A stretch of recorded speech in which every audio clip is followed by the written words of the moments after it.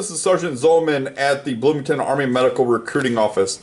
I'm sitting here with a young man that just graduated dental school. He used the Dental HPSP all the way through, and we're going to do a short interview with him just to let everybody know how you can also be like him. Right. So tell me a little bit about yourself. What's your name? Riley Sanaki is my name. Went to the University of Minnesota Dental School, 4-year scholarship with the HPSP. And you don't have to do much for the Army during school, obviously, but I did do one of the training camps before school started. So that was a good introduction to the Army. So you joined out of this office, what, 4 years ago? Right. Yep, joined out of this office. My brother-in-law was actually the one who told me I should look into military dentistry. He was enlisted in the Navy, and he was just the one who said, you should really look into, being a military dentist, because they seem to have a nice gig on the bases, and all the ones I met seem to be pretty happy with their jobs. How was the process actually applying for the 4-year dental HPSP? The process was smooth, mostly because I think I started at a good time. I started right around the time I was applying to dental school, maybe even a little before. So I was applying for both of them pretty much at the same time. And that just made sure I had enough time to go through all the different steps of the HPSP application process. So where were you doing your undergrad at? At the University of Minnesota. So it was really easy for me to drive down here, and then, whenever I had to fill out the forms that I needed to, or go to the different appointments that I needed to, things like that. So you were in your 4th year of undergrad, and when did you start the application process? Right after I graduated. So I was taking a gap year before starting dental school. So I did start as soon as I graduated from undergrad, because I knew I wanted to take a gap year. And then that May, I called the recruiting office and started the dental school application process at the same time. And that made it really easy time-wise. I had plenty of time to fill out the forms I needed to here, and then go to the different appointments that I needed to, write my essays, things like that. What were the incentives that the Army gave you while you were going through the scholarship program? The incentives they gave me were like financial perks, or? Yes. Did they give you a sign-on bonus? Okay, so this is what did the Army incentivize me versus why did I want to do it? Yes. Okay. Just the incentives first. Gotcha. So the main incentives Army-wise, obviously the financial ones are huge. So you get all of your schooling paid for. I never paid anything towards schooling. None of the miscellaneous fees, no tuition, and then they give you a stipend, which is a little over $2,000 a month for housing, food, anything you want for discretionary spending. So was it $2,608 this year a month? No, well, not for me, but I'm sure the new applicants, that's probably what they were promised. Yeah, it goes up every year. I think for me it was around $2,200. Okay. And that's what they told me right at the time I signed on, though, so there were no surprises there. And how much was your sign-on bonus? It was $20,000.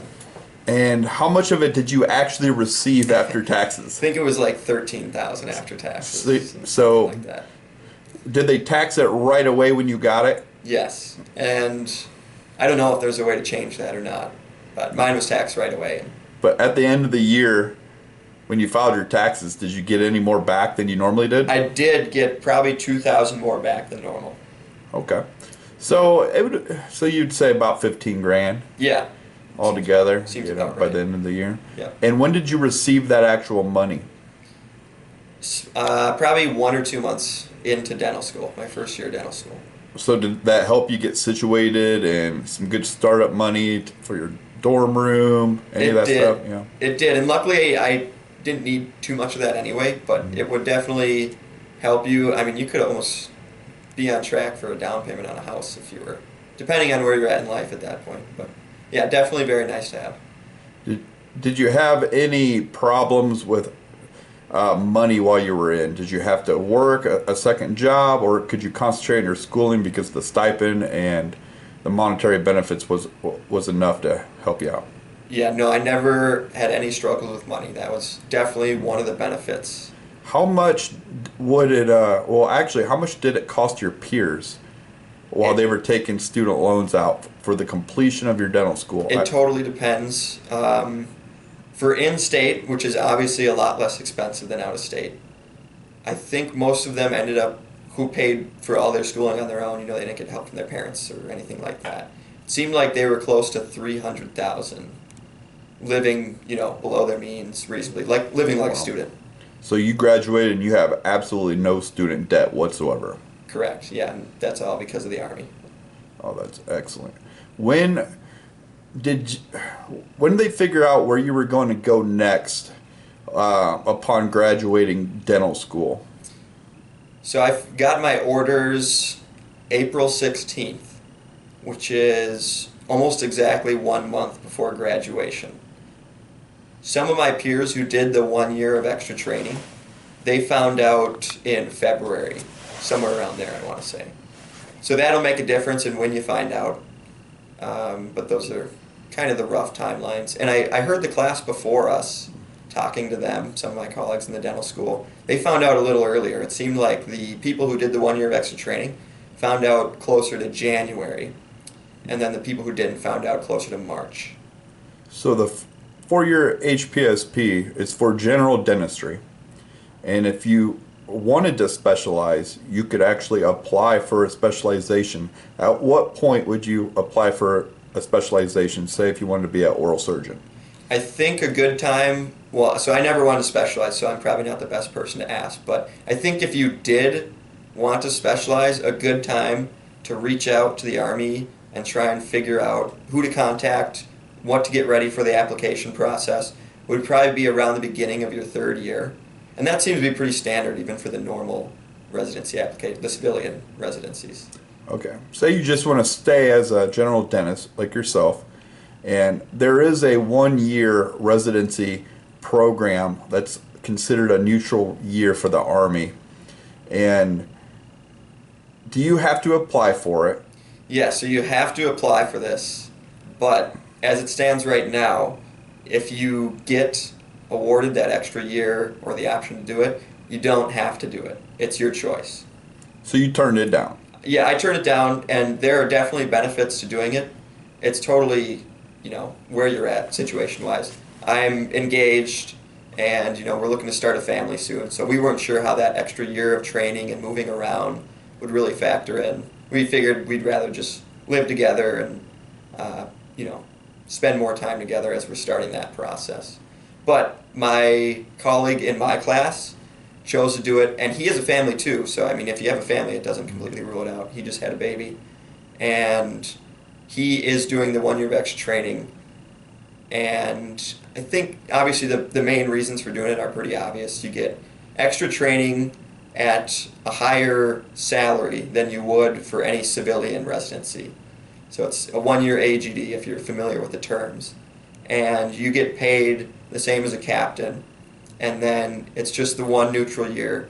So then if you did a 4 year, you'd have 4 years of payback after that.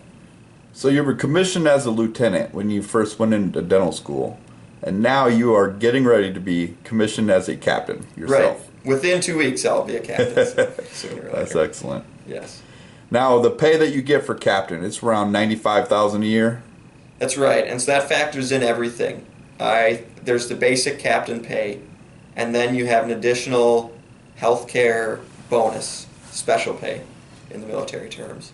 And then you get your BAH, which is zip code dependent. Again, there are Army websites where you can go and look it up. Yeah, basic allowance for housing, money you get every month. I know here in Minnesota, I get it's like $2,600 a month. Yes, yeah. So I'm going to El Paso, and I think it's still close to 20 something, but you can go online and look up where you are. I think someone mentioned along the way they take the median income for the zip code or median home price and then do some equation to figure that out. So the training that you had to do for the Army, you had to do something called the Direct Commissioning Course, also referred to as DCC. Now, you went to that before you started dental school. And can you tell everyone how it actually was? Sure. So, yeah, I went before dental school. I would recommend that. because if you don't, you just have to do it after you graduate, and that's just 4 extra weeks before you get to your unit and start doing dentistry again.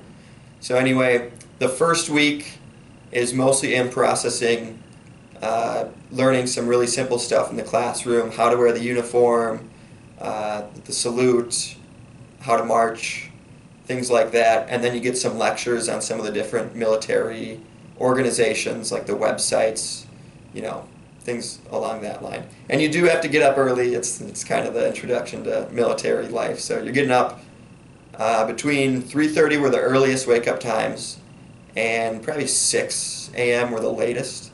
And I think you could sleep in on the weekends. I never did. Like it didn't. I didn't mind waking up early. So. So did you have to qualify with a weapon? Yep. So that's the second, third week. You start doing more of the actual Army stuff. You go to the range and learn how to shoot the rifles. And they also have some like virtual reality shooting drills that you can do before you do that. So they make sure you're ready for that. Then you learn how to take some of the different weapons apart, clean them, put them back together. You also do a land navigation course with partners. And you also do learn how to use the gas mask. So they do put some tear gas in a room that you're not in yet, and then you put your gas mask on before going into the room. You go into it to make sure you put it on right. Obviously, if you put it on right, you won't notice anything. And they make you take it off, put it back on, clear it, make sure you can do that. And after that, they do make you take it off just to see how the tear gas feels, but they get you out of there right away. They really went easy on us in that factor. So is it actually kind of fun? I enjoyed it. I mean, if you're the type who enjoys being outside and doing things like obstacle courses, unique experiences like getting tear gas and wearing gas masks, pretty unique experience, especially because there's really no danger to it. It's the safest way you can do it. You've got people who are really well trained guiding you through it. So it's not basic training, it's a condensed course, what, 3 weeks to 4 weeks, right? Depending on how long you're there before it actually starts. Right. And were you glad that you actually went through it? Yes. But you don't want to do it again? Is that how it goes? Basically, you definitely take some good lessons away your first time going through it, but I wouldn't learn anything going back and doing it again. So you're in your 4th year of dental school, and while you're in your 4th year, where you're going, you find out actually what military installation you're going to. How did that process work? Exactly. So, like we mentioned before, you're required to apply for that 1 year of extra training in the fall of your 4th year. So that's like, a few months after starting your 4th year. Someone will reach out to you and tell you what you need to do for the application. It's about the same every year, so the recruiters here can give you that information if you want to be ahead of the game. And then you'll find out your results. If you choose to do it and you get in, you'll find out where you're going probably in February or March. January through March probably, just to be safe. And then you have your preference list, and they place you at one of the spots on your preference list. So that would just be for the 1 year though. And then during that 1 year of extra training, you'd find out where you're actually going to be for the rest of your time with the Army. So say you turn down that 1 year of extra training, then it's 1 or 2 months after they find out that you'll find out where you're going, and it's the same process again. Someone will send you a preference list, you rank the places, ultimately the Army will send you where they need you, but usually people get in the top half of their preference list from what I've been hearing. And I found out where I was going in mid-April, and then I think the class before me found out in March, so March, April, that time frame. And then you're going to go to Bullet, Basic Officer Leadership Course. Right, that's the second training camp. This one's shorter than the first one, so that's another reason it's nice to get that first one done before dental school. I only have about 3 weeks of training now, and it is more of a gentleman's course, they say. So instead of being in a barracks like I was for the first one with roommates, you're in a hotel room, nice accommodations in the hotel. You do some classroom, lectures, stuff like that again the first week. The second week you're in the field, and now for these, doing most of the same stuff. So you're zeroing in weapons, qualifying, doing a land navigation course, some obstacle courses, learning some of the basic medical care treatments that you might do in the field. And these things actually matter a little more. I think you need to pass these tests now, whereas at DCC you don't need to pass anything. You just need to show up every day and get through everything. You don't need to pass anything. And that's done at Fort Sam Houston, Texas. Correct. The DCC is Fort Sill in Oklahoma, and then Bulk is Fort Sam Houston in Texas. So overall, the entire experience, all the way through, doing the Army Dental HPSP and getting ready to go to Army installation and be a dentist to care for our soldiers. Right. Would you do it all over again? Yes. I do think I would, as it stands now. I mean, super helpful throughout school. You don't have to do anything besides an annual physical during school. So that, no question, is great. And then, obviously, who knows where I'll be at after these next 4 years, but everyone I've talked to, it sounds like a great way to, A, begin to get more proficient in dentistry, and then B, remove a lot of the stress of the debt from school, things like that. What was your primary motivation for stepping into an Army medical recruiting office for the first time? I would say primary motivation was that I liked the idea of military service. Both my grandparents were in the military and I admired their service. And then like I mentioned, my brother-in-law before, he was enlisted and he had good things to say about the military service too. So if you've always liked the idea of military service, I think it's no question that you should at least apply. But then second, even if you're just wondering if it could be a good fit, you can always turn it down, and that's mostly what I did. I thought about, if it was really what I wanted to do after I found out where I was going to be in school for dental school, what that would look like for me, and I still decided that it was the right thing for me. Excellent. Thank you so much for your time, Lieutenant. We're going to try our best to get you commissioned as a captain today. And this was Sergeant Zolman at the Bloomington Army Medical Recruiting Center. Have a wonderful day.